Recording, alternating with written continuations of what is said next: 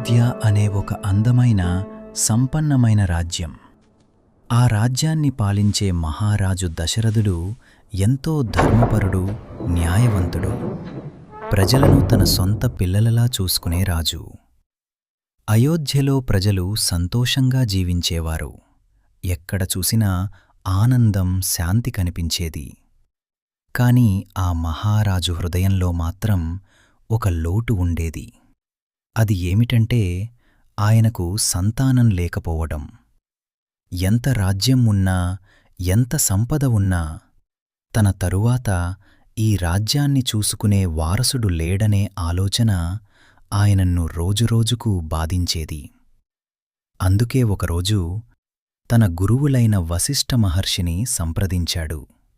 తన మనసులోని బాధను చెప్పాడు. అప్పుడు వశిష్ఠుడు శాంతంగా అతనికి ఒక మార్గాన్ని సూచించాడు. మహారాజా, మీరు పుత్రకామేష్టి యాగం చెయ్యండి. మీ భక్తి, మీ విశ్వాసం వృధా కాదు. మీకు తప్పకుండా సంతానం కలుగుతుంది అని అన్నాడు. ఆ మాటలు విన్న దశరథుడు ఆశతో నిండిపోయాడు. వెంటనే యాగం చెయ్యటానికి సిద్ధమయ్యాడు. దేశం నలుమూలల నుండి ఋషులను, పండితులను ఆహ్వానించాడు. అయోధ్యలో మహాయాగం ప్రారంభమైంది. యాగం జరుగుతున్న సమయంలో అగ్నిజ్వాలలు ఎగసిపడుతున్నాయి. వేదమంత్రాలు గంభీరంగా వినిపిస్తున్నాయి. ఆ వాతావరణమంతా పవిత్రంగా, దివ్యంగా మారిపోయింది. అలా యాగం కొనసాగుతుండగా ఒక అద్భుతం జరిగింది. అగ్ని మధ్య నుండి ఒక దివ్యశక్తి ప్రత్యక్షమైంది.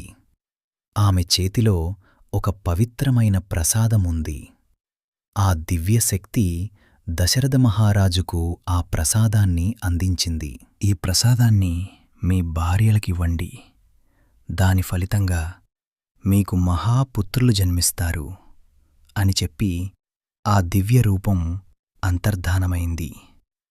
దశరథుడు ఎంతో ఆనందంతో ఆ ప్రసాదాన్ని తన భార్యలైన కౌసల్య, సుమిత్ర, కైకేయిలకు పంచాడు.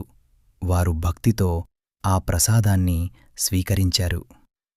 కొన్ని రోజుల తరువాత అయోధ్యలో ఒక మహా ఆనందం వెల్లివిరిసింది. మొదటగా కౌసల్యకు ఒక పుత్రుడు జన్మించాడు. ఆ పుత్రుడు శ్రీరాముడు. అతని జననం ఒక దివ్య కాంతితో, శాంతితో నిండిపోయింది. అందరూ ఆ చిన్నారి ముఖం చూసి మంత్రముగ్ధులయ్యారు. తర్వాత కైకేయికి భరతుడు జన్మించాడు. సుమిత్రకు 2 కుమారులు, లక్ష్మణుడు, శత్రుఘ్నుడు జన్మించారు. అలా దశరథ మహారాజుకు 4 కుమారులు కలిగారు.